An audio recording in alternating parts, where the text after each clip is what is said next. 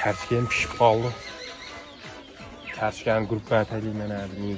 4 söt karşıgen bari 15 söt desem zıngılap gelase öyle gel. Resim alayım sana.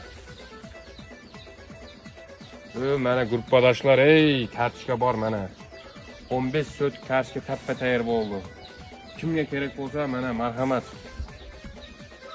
Endi zıppılap geladi yol savdogar. 15 sötük deyende ular gertek gürteklere kemaydi. 15 sötük dese 3 keladi. Bir maaşın deydi de oylap keladi. Boldu. Tamam. İyi. Kaçga vardık be? Qayerda ekan? İyi, oldimda ekan ku. Qani ketdikchi? Aldan borayinchi.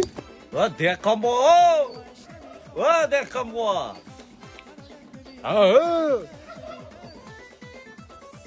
Va dehqon bo, be qarang. O begakeng.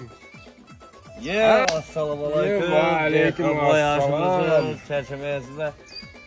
Kachga bor degan ekansiz? Ha, bor. Bu qanchadan deyapsiz bu kachgani?